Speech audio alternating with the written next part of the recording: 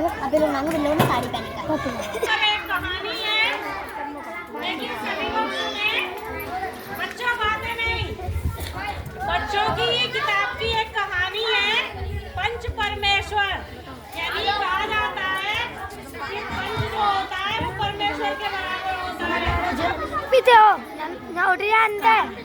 लड़की, इस कहानी में एक खाला ने, बूढ़ी खाला ने अपनी सारी जायदाद अपने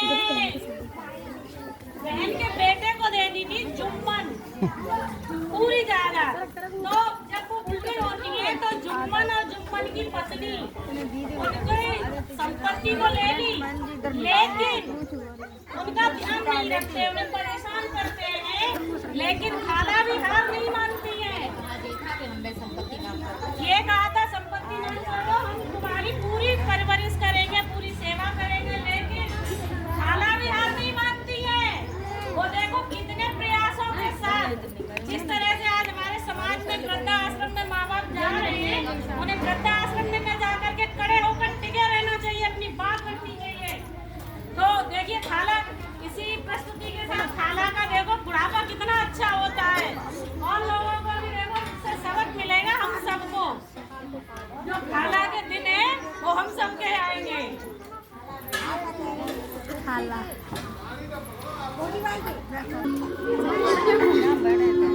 खाला बीमार हो गई है।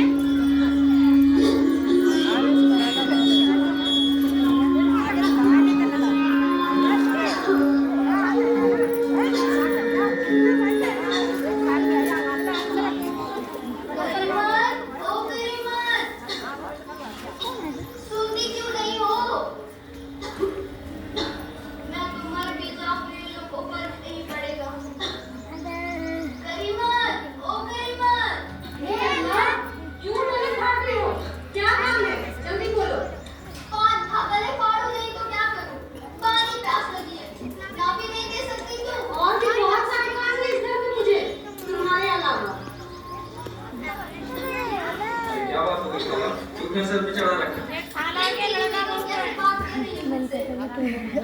क्या हो गया? अब और तुम्हारे साथ मेरा निकाह ना हो सकेगा। ऐसी कौन सी बात होगी खाला जान, जो तुम आज ऐसा कह रही हो?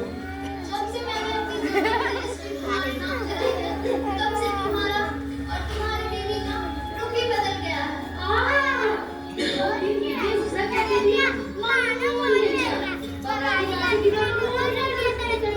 जितना रुपया तुम्हारे पेट में झोंक है ना, वो किसी से कम हो जाते। देख तेरी बेगम को। देखो खाला जान, आपस के झगड़ों में मुझे मत डालो। इसीलिए तो मैं कह रही हूँ कि अब और तुम्हारे साथ मेरा निर्वाह ना हो सकेगा। तुम मुझे खर्च लाया रुपया दे दिया करो, मैं अपनी रोटी अलग पका लूंगी। क्या दे दिया करो? अरे रुपये क्या यहाँ पेट में फलते हैं? पर मुझे भी तो कुछ रूखा सूखा चाहिए, या नहीं? अरे तो कोई यह थोड़ी जानता था कि तुम मौत से लड़के आ जाओगी।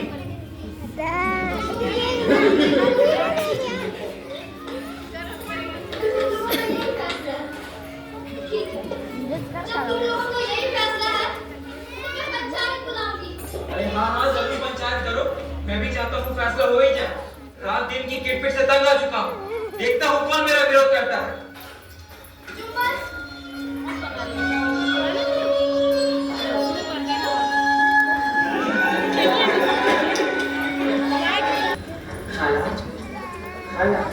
ये पानी की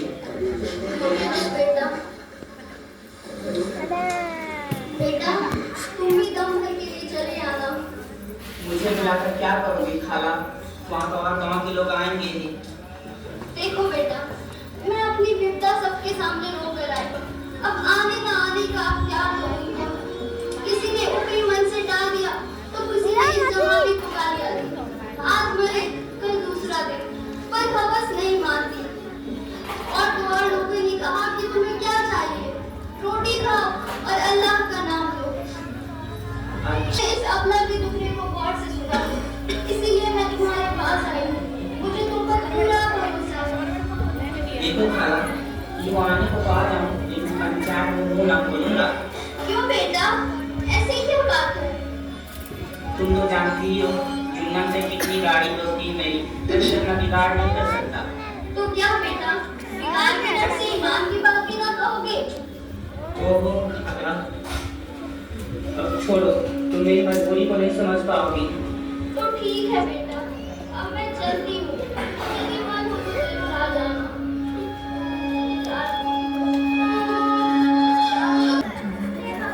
बच्चों, कोई 3 साल हुए जब मैंने अपनी सारी जायदाद अपने भाई जुम्मन के नाम लिखी। आप सब तो जानते ही हो, जुम्मन ने मुझे रोटी कपड़ा देना कबूल किया था।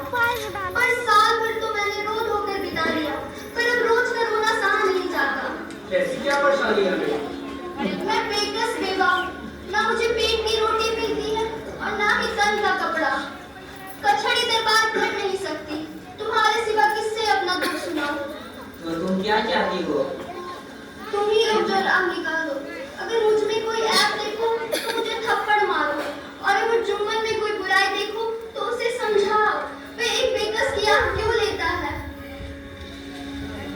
जुम्मन मियां, बताओ इसे पंच बदते हो, अभी इसका निपटारा कर दो। ये जो कुछ पंच कहेंगे वही मानना पड़ेगा। पंचों का हुक्म अल्लाह का, खाला जान जिसे चाहे उसे पंच बने, मुझे कोई उज्र नहीं। अरे अल्लाह के बंदे, पंचों का नाम क्यों नहीं बता देता? मुझे भी तो पता चले। देखो खाला जान, इस वक्त मेरा मुंह मत खुलवाओ। तुम्हारी बन पड़ी है, तुम्हें जिसे पंच बनना है उसे बदलो। बेटा, खुदा से डरो। पंच ना किसी के दोस्त होते हैं, ना किसी के दुश्मन। कैसी बात कहते हो? मुझे यहाँ किसी से कोई परेशानी नहीं। तुम्हें जिस पर भरोसा हो तुम उसे पंच बना।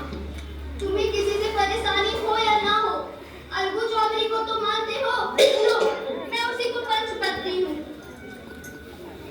अलगू ही सही, जैसे मेरे लिए रामधन वैसे ही अलगू चौधरी।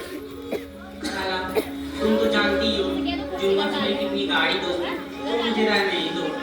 क्यों बेटा, दोस्ती के डर से ईमान की बात भी ना कहोगे? पंच के दिलों में खुदा बसता है। पंच के मुंह से जो बात निकलती है वो खुदा की तरफ से निकलती है।